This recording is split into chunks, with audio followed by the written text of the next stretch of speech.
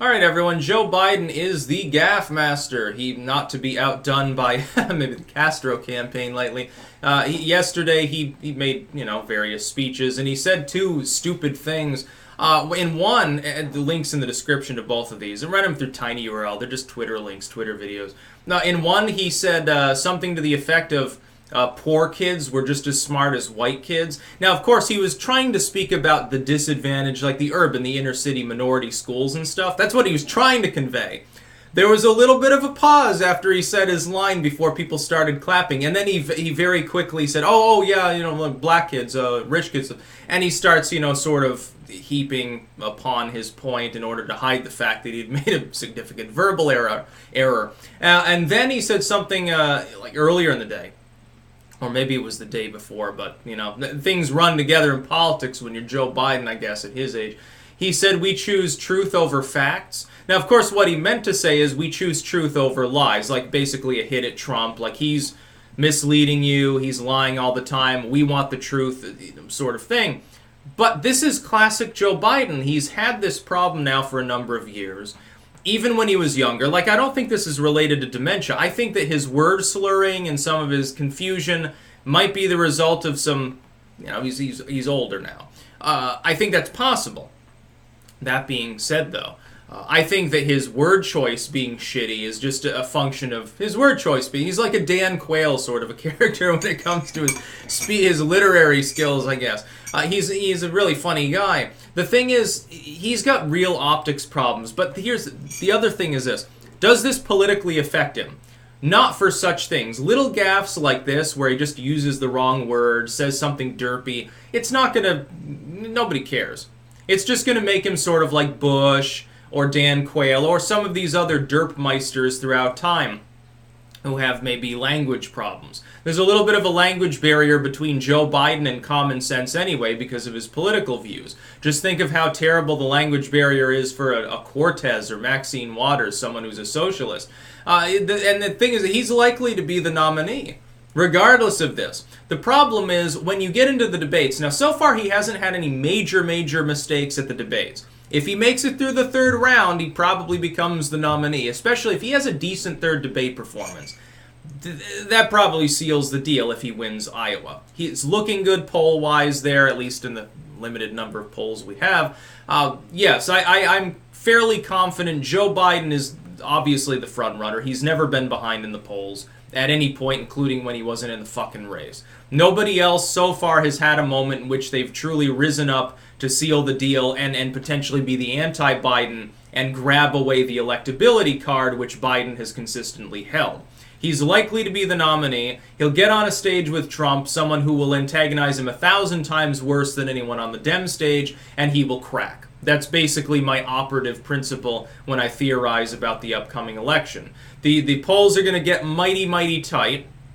Trump's approval will rise once there's one Democrat he's running against, instead of an amorphous blob of malleable Democrats that could be his opponent, and he will win re-election because of that. That's what I believe. That, plus a good economy, decent diplomatic chops. We'll see what happens with China and North Korea in the wake of the election. It'll be interesting to see.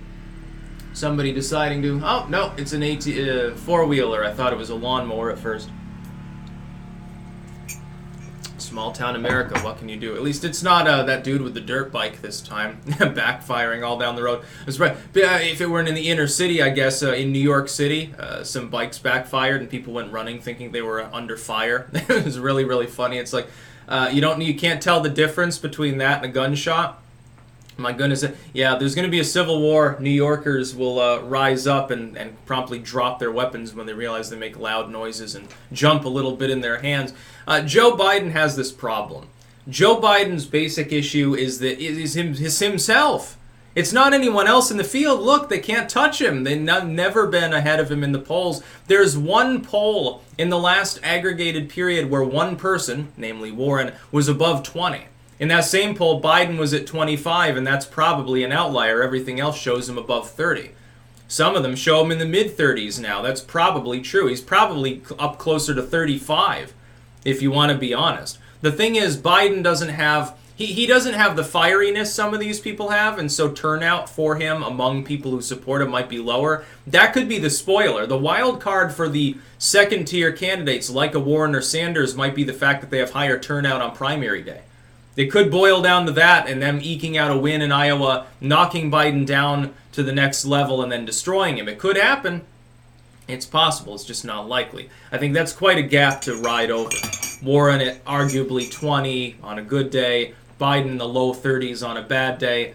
That's a real fucking big gap that you have to overcome. That's a big hurdle. And Sanders has problem with primary states anyway. Virtually all the states in the Democratic campaign have switched from caucus to primary under pressure from the DNC, specifically because caucuses allowed Sanders and his people to pull off wins that weren't really representative of the will of the Democratic Party. Sanders, by the way, some of his victories in 2016 were basically flukes. You do realize that, correct? Sanders is not as well liked as some people believe. He's really well liked among the far left. He's okay among the center left. I think that swing voters would come out heavily for Trump if he was the nominee. Just saying. I don't think you want to try the elderly socialist. I don't think it'll work as well as you think. It's very funny to see the oldest person in the field has some of the highest youth support, though. Not as much as in 2016, but it's still there. I think Kamala Harris keeps fucking herself. Hopefully, just figuratively. Joe Biden keeps doing this, and the thing, he doesn't even lose any support in the polls. People at this point, if you're part of that 25-30% that's kind of congealed around Biden, you probably don't care about his verbal stumbles. That's the other problem for the rest of the Democratic field. He keeps amalgamating more and more support, seemingly, behind him in a hardened coalition. If that hardened coalition, if I begin to think it's above 35 or so, I'll just declare him the nominee. Because I can't see any other scenario. Nobody's going to drop out before Super Tuesday's over, unless they're on the very bottom of the heap. If they drop out, it doesn't matter. That support probably goes half to Biden anyway. And even if the entire bottom half dropped out and they all congealed behind behind Warren or Sanders, they still wouldn't even be at Biden's numbers. That's the fucking point. It goes to the undecideds then. I have a feeling that if you're undecided at this particular point, then you probably are just going to stay undecided and stay home. That's my my belief, because you're looking at a situation where these people are rabble-roused against Trump and think he's Hitler or Satan or something, and yet they can't find a Democratic candidate to vote for. I would think they would just default to the front runner at that point in high numbers. Biden will probably win, regardless of gaffes. He has to make big gaffes in order to have big problems. Him making a word mistake saying, oh, poor kids instead of black kids or something, it doesn't really matter. It's just part of his Bushism persona, I suppose.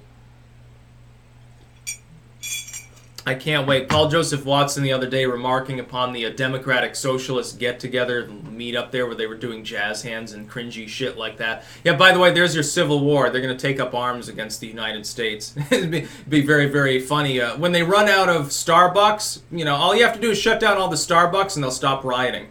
They'll start weeping. They'll run out of Starbucks. They'll run out of their diabetes syrup that they slug down and call coffee, and then they'll just be like inanimate in the streets. It'll be like an army of robots. It'll be like the robot army after Anakin destroys the mothership there in Phantom Menace. That's basically what it'll resemble once Starbucks gets shut down under lock and key by the U.S. military. On that fateful day when the social justice warriors rise up, deprive them of their sugar syrup that they keep on hand to jumpstart their hearts. When they hear the word Trump, they have a heart attack. They have to slug down more fat, grease, and fucking sugar because that's basically all they're good for, and that's what they'll resemble.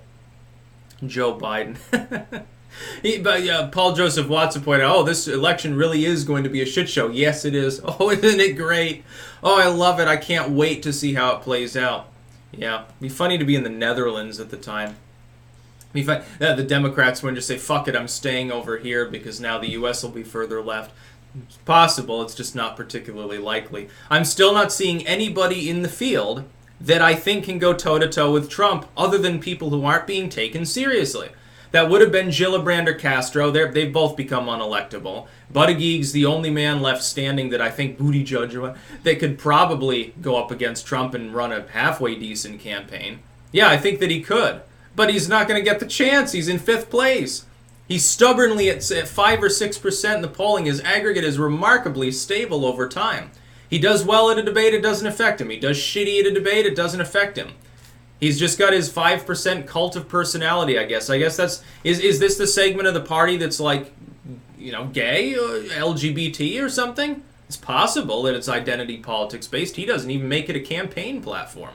I don't know what's going on with him. That's about all. Peace out.